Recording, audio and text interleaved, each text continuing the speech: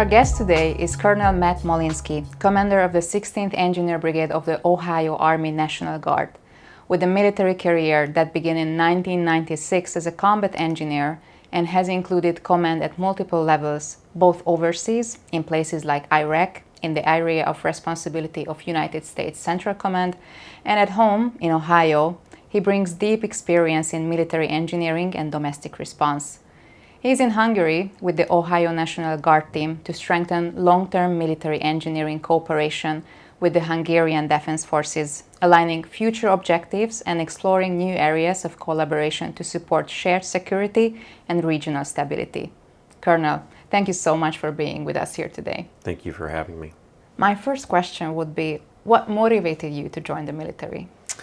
Well, as a young man in the States, you're presented with a lot of options after you graduate secondary school, high school as we call it.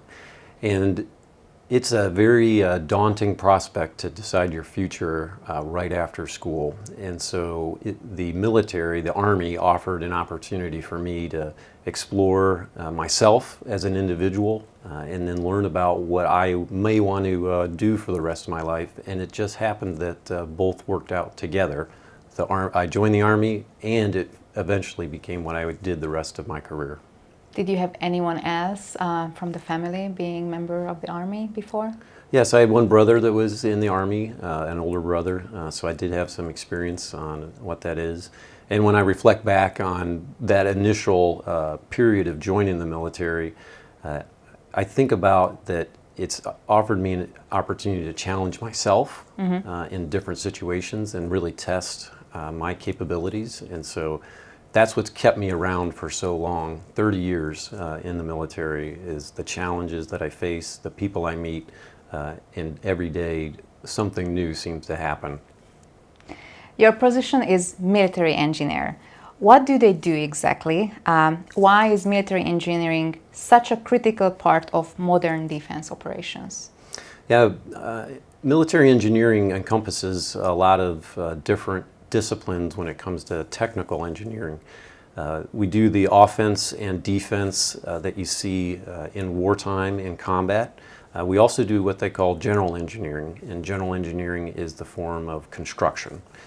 We like to separate construction into two different types. Vertical, where we build buildings from the ground up, and then horizontal, where we change the shape of the earth. We build roads, we can build ports. And so that duality, there's combat engineering and then technical engineering, that's what makes it such an interesting field, because we're both supporting the commanders in the field, the maneuver commanders, so they can meet their mission objectives. And we also support the commanders in establishing potential stability areas or domestic response, because we can do construction and have a lot of heavy equipment or specialized skills to do those things. Mm-hmm. Do you have a preference between the two? I prefer the technical general engineering side of it. It is always very rewarding to see something constructed that helps people, whether they're soldiers or whether they're a local population, if you're on an operational deployment, or in domestic capabilities, if we have the opportunity to help citizens of the United States or Hungary make their lives just a little bit better through some technical engineering. I think that is a very rewarding use of our time, and we look forward to every opportunity to do that. I can imagine. What is the main goal of your visit to Hungary, and why is the Ohio National Guard Hungarian Defence Forces partnership is so important? Well, the main goal of our visit this year is to try and make every training event that both the 14th Engineer Regiment in Szentes that they conduct, and the training events that the Ohio Army National Guard 16th Engineer Brigade does, some form of joint event, training event. In the future, we may serve side by side in an operational environment or a domestic response type mission. And so every opportunity that we can have to work together now in training builds that capability, that trust in each other, helps us understand how to communicate with each other.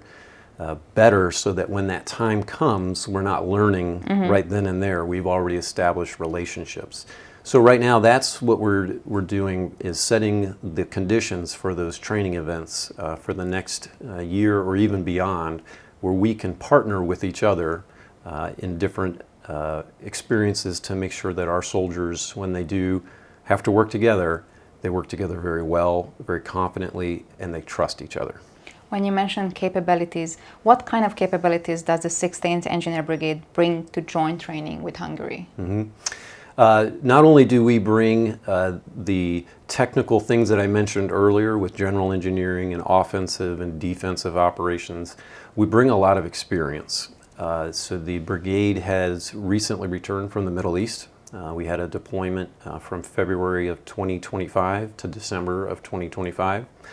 In that deployment, the brigade did engineering across multiple countries in the Middle East. That experience has really refined our processes and our procedures for how to do military engineering and Army engineering. And on the other side, we have a lot of domestic response experience working with civil authorities. And so in Ohio, the terrain is very similar to Hungary, and the weather is very similar. We have ice storms, we have floods, we have high wind events. In Ohio, we have some tornadoes that are very destructive. And so the 16th Engineer Brigade over many years has been asked by the TAG, the Adjutant General of Ohio, to, through the governor's office, to help the citizens recover from those significant events. Because again, we bring a lot of capability when it comes to construction equipment, and we bring a lot of experts with rebuilding, with clearing of things, and just consultation with civil authorities, because a lot of times our civil authorities, wherever they are, can be overwhelmed extremely quickly when something happens they did not expect. And so we bring that experience of a structured way to respond to something that's very chaotic. For how long you have this cooperation between the Hungarian Defence Forces and the Ohio National Guard? It started in the, do you want me to go through the history? Please. The complete history? Oh, I don't know if I don't know if I'm qualified, but I'll speak. It's been going on for well over 30 years at this point. But in the recent, my participation very recently in the last 8 years at least has been on the engineering side, and we started learning from the Hungarian Defence Forces about bridging. And so as they would practice bridging the Tisza and the Danube River, we came over to see how that was done. We didn't do that in Ohio, and so we were very interested in learning, or even relearning, because we did that in the past, and seeing how they did that. And from that experience, where we saw that, hey, the Hungarian Defence Forces, their engineers have a capability we're very interested in. And then they came and saw some of the capabilities we had in Ohio. And from there, it really blossomed. It was a very rewarding experience between the two engineer fields from both the Defense Forces and the Ohio National Guard. And every year, we seem to find some new way to experience each other's talents and work together. I often get the opportunity to see things and set the conditions for those training exercises. But that is by no means the important part. The important part is the Hungarian defense soldiers and the American soldiers working side by side in whatever training event that either of us hosts. Because again, their ability to work together is going to pay us a lot of dividends in the future if we ever have to work together in an operation. What has been your favorite aspect of working with the Hungarian Defence Forces so far? The hospitality. Every time I come to Hungary, I feel like I'm coming home. Ohio has a very long tradition of a Hungarian diaspora in the States. So I grew up in Cleveland, Ohio, where that culture is alive and well.